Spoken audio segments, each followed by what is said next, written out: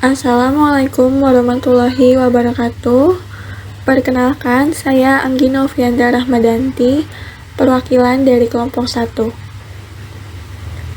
Di sini, saya akan mempresentasikan mengenai analisis regresi linear sederhana menggunakan SPSS. Sebelumnya, saya akan memperkenalkan terlebih dahulu nama anggota-anggota beserta tugasnya masing-masing. Yang pertama, ada saya sendiri, Anggi Novianda Rahmadanti, sebagai penyusun PowerPoint dan pemateri. Yang kedua, ada Anissa Nurlaila Sari sebagai pencari data.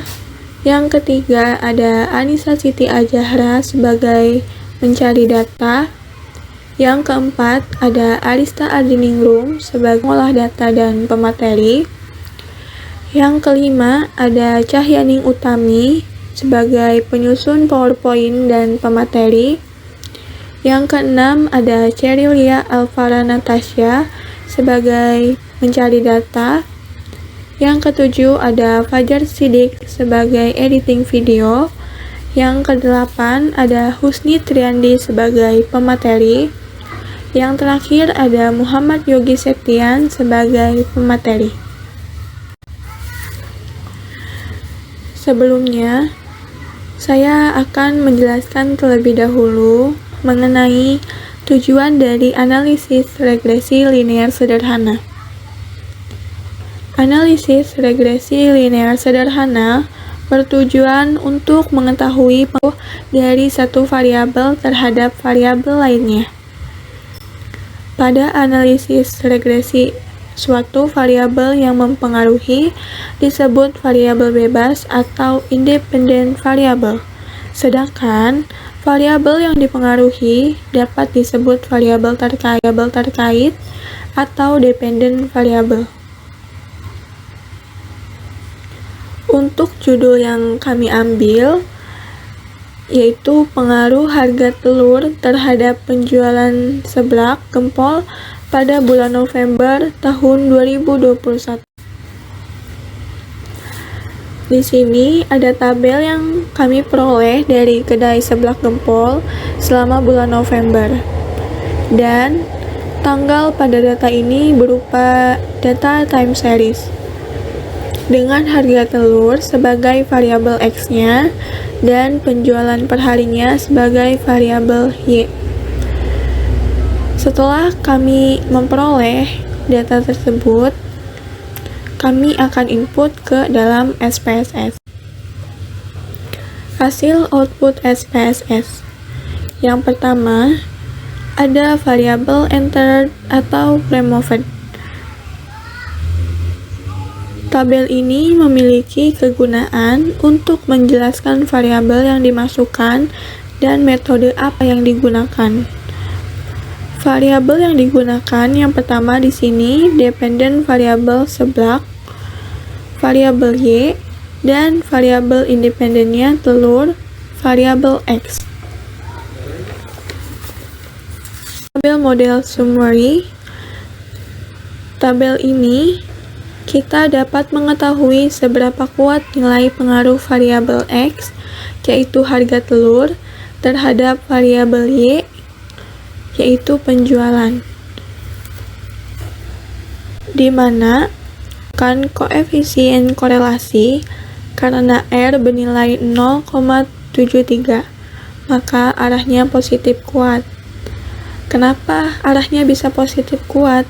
Karena 0,873 itu kurang dari sama dengan 0,5.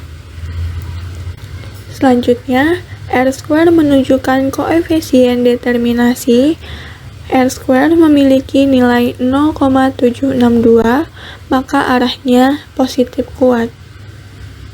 Karena kurang dari sama dengan 0,5.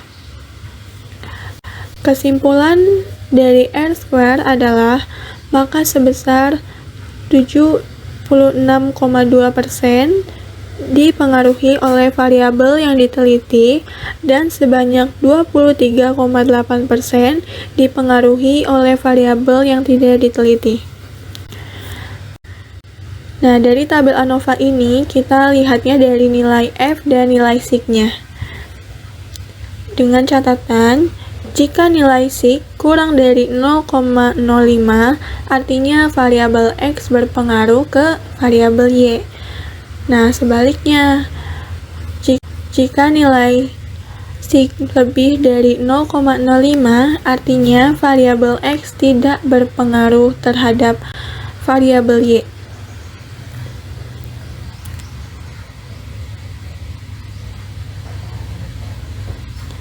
Kesimpulan yang dapat kita ambil yaitu nilai uji signifikan dari data yang kami input memperoleh nilai 0.